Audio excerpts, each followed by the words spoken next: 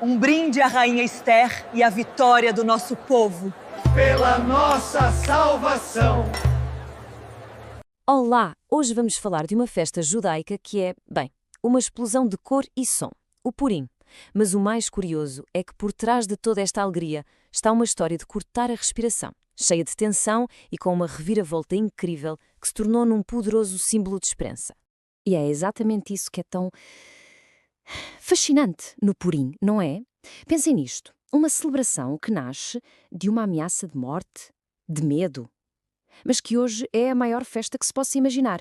Como é que isto é possível? O que é que se celebra afinal? Bem, uma das primeiras coisas que salta à vista são as fantasias.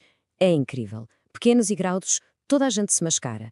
Parece um autêntico carnaval onde as identidades se misturam e se escondem. E olhem, esta ideia do que está escondido, guardem-a, porque é a chave para percebermos a história toda. E silêncio, nem pensar. Pelo contrário, é uma festa de barulho.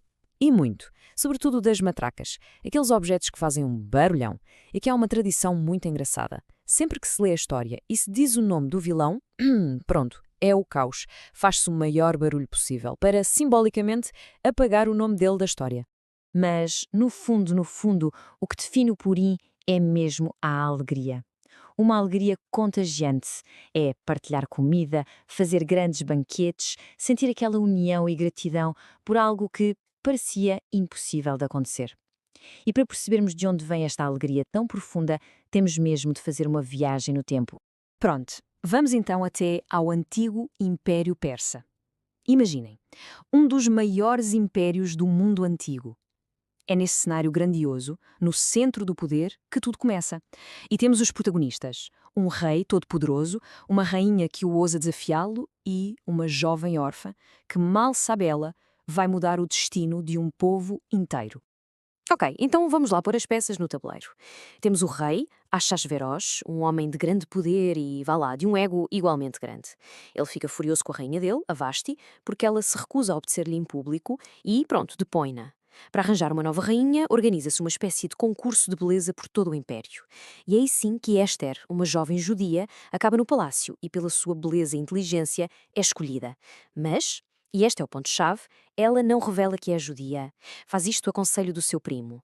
Este é o primeiro grande segredo da história, onde as aparências iludem, e isso vai ser absolutamente crucial mais à frente. Claro que uma boa história precisa de um vilão, certo? E aqui entra em cena Haman. Ele é o ministro mais poderoso do rei, um homem completamente cego pelo orgulho e pelo ódio. E é ele que vai dar início a todo o pesadelo. E a faísca que incendeia tudo isto é, na verdade, um pequeno ato de desafio. Haman exige que toda a gente se curve perante ele, uma vénia de submissão total. Mas Mordecai, o primo de Esther, recusa-se. Para uma pessoa como Haman, esta afronta é intolerável. O seu ego fica tão ferido que ele decide que a vingança não pode ser só contra o Mordecai. Não, ele vai vingar-se em todo o povo judeu. E é aqui que percebemos a origem do nome da festa. Purim. É até um bocado arrepiante se pensarmos bem. O Haman não escolheu um dia ao acaso. Quer dizer, ele usou o acaso. Lançou à sorte um pur, que é como se diz sorteio em hebraico, para decidir em que dia ia acontecer o massacre. Por isso é que a festa se chama Purim, que é o plural, as sortes. É um lembrete da forma fria e cruel como o destino de tanta gente foi sorteado.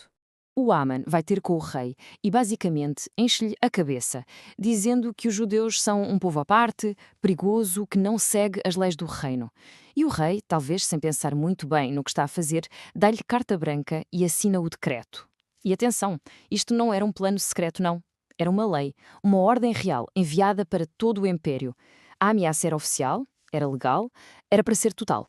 Com uma sentença de morte oficial sobre as suas cabeças, toda a esperança se vira para a única pessoa que pode, talvez, fazer alguma coisa. A única pessoa com acesso direto ao rei, a rainha Esther. O problema? Para agir, ela tem de arriscar a própria vida.